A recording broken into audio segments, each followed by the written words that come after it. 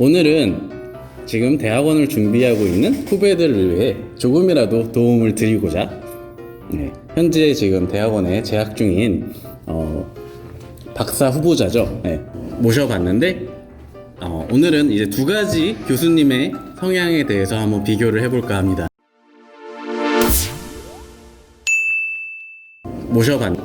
대가라고 알려진 빅가이라고도 많이 하는데 이런 교수님과 이제 신입으로 부임하셔서 이제 막 연구 경험도 익숙하고 최근에 이제 박사학위를 수여했기 때문에 여러 가지로 장점이 있을 것 같은데 이러한 분들에 대해서 한번 알아보겠습니다. 첫 번째로 현재 지금 그럼 교수님은 어떤 타입의 교수님이죠? 일단은 크게 보통 교수님들을 정하라면은 전문 교수와 노교수로 나눌 수도 있는데 사실 연구 중점으로 가느냐 아니면은 회사들과 기업들과 수업을 하고 과제를 많이 하느냐 쪽으로 크게 또 나눌 수가 있을 것 같아요. 그렇죠. 그래서 저희 교수님 같은 경우는 아무래도 이제 신인 교수고 젊으시고 뭔가 이제는 뭔가 명성을 쌓아가는 그런 단계이기 때문에 어떤 코어이지 기업과의 과제나 그런 것도 중요하지만 아무래도 연구를 내고 그다음에 실적을 내서 뭔가 명성을 떨치려고 하시는 약간 연구 중점의 그런 연구실인 것 같아요. 연구 중심의 유망주 교수님 정도로 생각하면 될 것 같네요. 이전에 연구실은 대가라고 알려진 그렇죠. 과제도 많이 하시고 이런 교수님을 또 경험해 보셨었는데 지금 현재 연구실을 선택하게 된 계기에 대해서 간단하게 그냥 딱 간단히 말해서 잘렸죠. 잘렸었는데 그때 뒤가 없었습니다. 군대를 안 갔다 왔기 때문에 어떻게든 뭔가를 골라야 됐고 솔직하시다.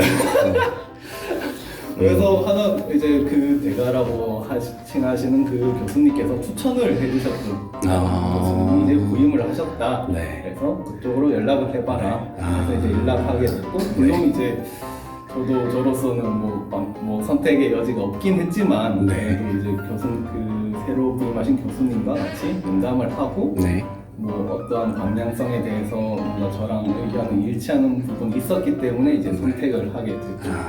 첫 대사인가요? 네, 제가 첫 대사죠. 원해서 선택한 건 아니고 그리고 현재 교수님은 알겠습니다. 영상 나가도 괜찮겠죠? 선택했다고 표현하기는 좀 어렵긴 한데 현재 교수님 연구실의 만족도는 혹시 사실 이게 타의적이었지만 시작은 근데 사실 오히려 굉장히 잘한 선택이 되는 것 같아요. 아무래도 저희 성향과 연구실 성향이 아까도 말했다시피 맞았고 그다음에 그냥 사실 얘는 풋볼 매니저 같은 거 할 때도 이제 저는 하부리그에 시작해서 뭔가 얘를 승격시키는 그런 재미를 많이 느꼈거든요. 그래서 언더독의 매력을 좋아하시는구나. 물론 이제 제가 이 연구실을 일으켜 세우기 그런 거는 절대 없고요. 제가 역량도 안 되고 근데 그냥 연구실이 커갈 때 이제 점점 커져가고 있는데 거기에 맞춰서 제가 얼마나 성장을 하고 있는지를 보는 것도 그냥 또 하나의 쉽게 느낄 수 없는 그런 재미인 것 같아서 그냥 그래서 저랑 좀 잘 맞는 것 같습니다. 첫 제자로서 지금 교수님도 많은 애정을 갖고 계시지 않을까 이런 생각도 들긴 하는데 그러면 지금 이제 좀 젊고 연구를 중심으로 한다고 표현을 해주셨는데 현재 교수님 연구실의 어떤 특징? 이런 게 있다면 사실 처음에 주제도 젊은 교수라고 칭하셨는데 사실 이것도 너무 케이스 바이 케이스인 것 같아요. 그래서 주변에도 이제 젊은 교수 연구실에 첫째자로 들어간 친구들이 되게 많은데 걔네들과 이야기를 할 때도 다 교수님마다 성향들이 다 다르더라고요. 근데 이제 흔히 생각했을 때 그냥 가장 쉽게 생각하는 부분에 대해서 이야기하자면은 아무래도 이제 교수부임 직전까지 연구의 일선에서 뛰셨던 분이잖아요. 직접 연구를 하시면서 그러다 보니까 직접 연구를 하시면서 파생된 아이디어들도 되게 많은 것 같아요. 그래서 그게 굳이 한 분야에 국한되는 것도 아니고 여러 분야에 관해서 이제 아이디어들이 파생이 되다 보니까 신입들이 들어올 때마다 걔네들한테 하나씩 아이디어를 나눠줄 수 있는 그런 부분이 사실 되게 저로서는 되게 좋았던 것 같아요. 그리고 첫째자다 보니까 자연스럽게 이제 저도 한 분야만 하는 게 아니라 교수님이 여러 아이디어들에 대해서 이제 연구를 할 기회들이 생기니까 저도 이제 만약에 한 분야만 했다라면 이제 뭐 어떻게 제가 얻을 수 없었던 그런 접근법들을 이제 뭐 다양한 분야들에 이제 접목을 시키면서 어떤 아이디어들을 파생시키는 방법이나 아니면 전개하는 방법들이나 그런 것들 되게 많이 배울 수 있었던 것 같아요. 그리고 당연히 이제 사수가 없죠. 저희 연구실에서는.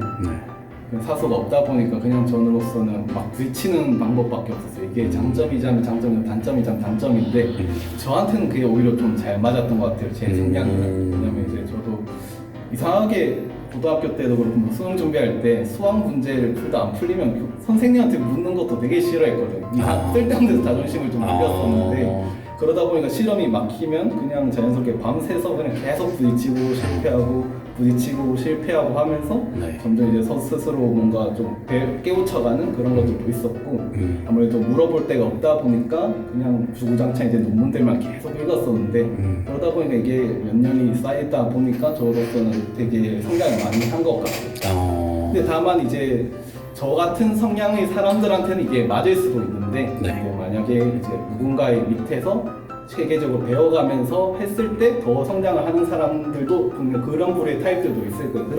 그런 사람들은 그냥 뭐 그런 어떤 대가의 연구실이라든가 아니면 그런 체계가 잘 잡혀 있는 곳에 갔을 때 뭔가 성장을 더 많이 할 수도 있어서 그래서 이런 건 또 다 성향마다 좀 다른 것 같고요.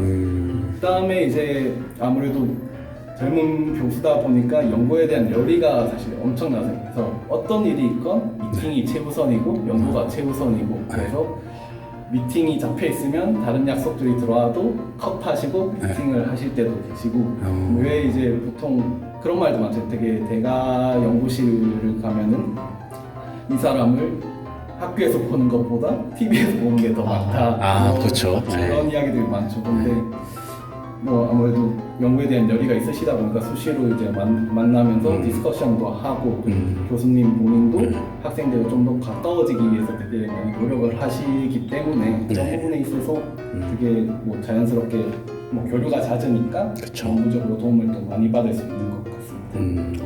듣다 보니까 드는 생각이 대가 그분께서 이스러운 성향을 잘 알아보시고 보내주신 게 아닌가 싶은 생각도 들긴 하네요.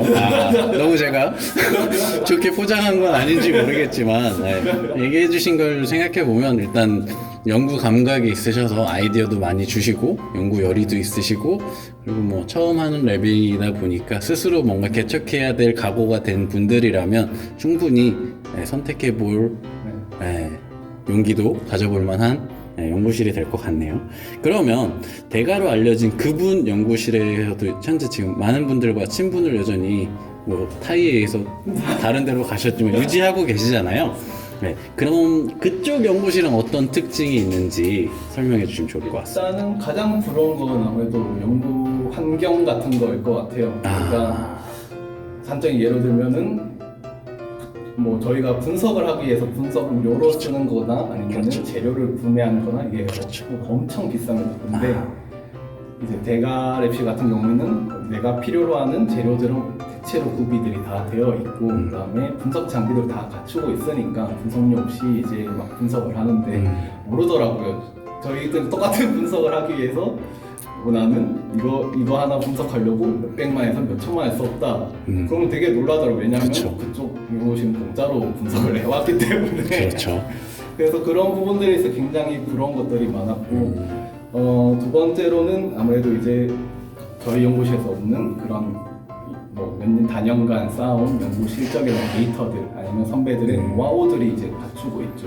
그런 것들이 있다 보니까 있고 없고 차이가 굉장히 큰 것 같아요. 이제 제가 어떤 연구를 할 때 그것들이 지름길을 만들어줄 수도 있고 아니면 어떤 문제에 좀 봉착했을 때 뭐 그것들을 해결해 줄 수 있는 어떤 돌파구를 또 마련해 줄 수도 있는데 이제 저희 같은 경우에는 그런 것들이 없다 보니까 그냥 무작정 부딪혀야만 했죠.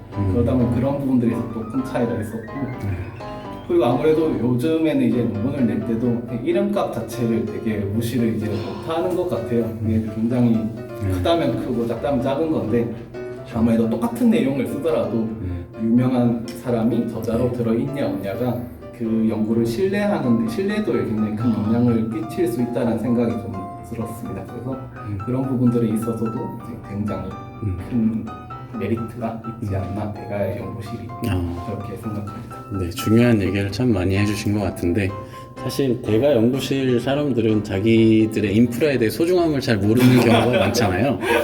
근데 이제 두 가지를 다 경험해 보시다 보니까 더 뼈저리게 느낀 것 같은데 현재 이제 유망주 교수님을 대가로 만들어 주실 분이기 때문에 네. 그러면 월급? 뭐 이런 게 사실은 대학원생한테 그래도 물론 돈을 벌기 위해서 온 건 아니지만 중요하잖아요. 월급이나 뭐 복지, 뭐 휴가라든지 아니면 출근 시간 뭐 이런 여러 가지 요소들이 있을 것 같은데 이런 거에서는 혹시 차이를 느끼시는지? 굉장히 일단 많이 느꼈는데 굉장히.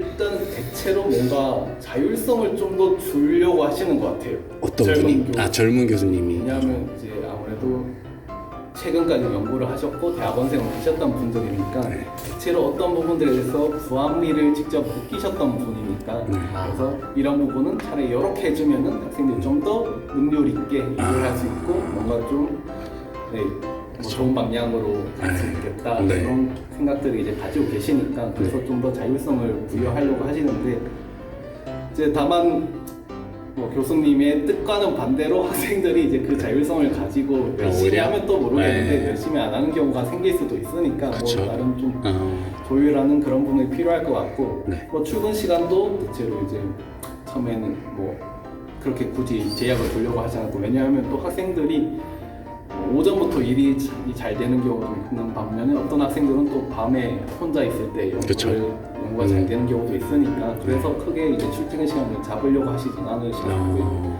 그리고 아무튼. 월급 같은 경우도 사실 이제 과제가 뭐 이것도 과제가 있냐 없냐 좀 많이 있냐 없냐의 차이일 수도 있는데 저희 연구실은 최대한 복지를 좀 챙겨주려고 하고 있고요. 그다음에 만약에 이제 한 2년, 3년 뒤까지 바라보시고 학생들을 요 정도 받을 건데 앞으로 그 학생들에게 요 정도의 월급을 챙겨주려면 지금 과제를 얼마나 더 따야겠다 이렇게까지 앞을 좀 내다보시고 좀 일을 진행을 하려고 하십니다.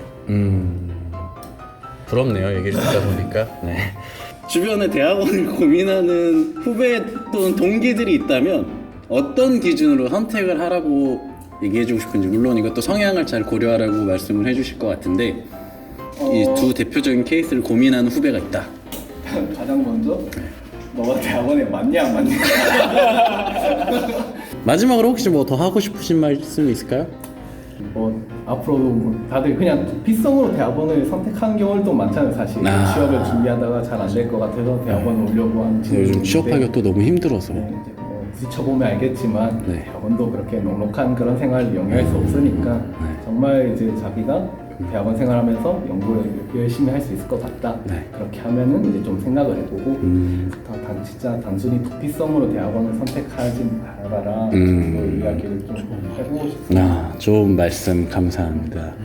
대답을 너무 잘 해주셔서 이걸 보는 이 영상을 보시는 분들이 많은 도움이 되지 않을까 싶은 생각이 드네요. 오늘은 여기까지 마치도록 하겠습니다. 좋은 인터뷰 기회 주셔서 감사합니다. 뿅!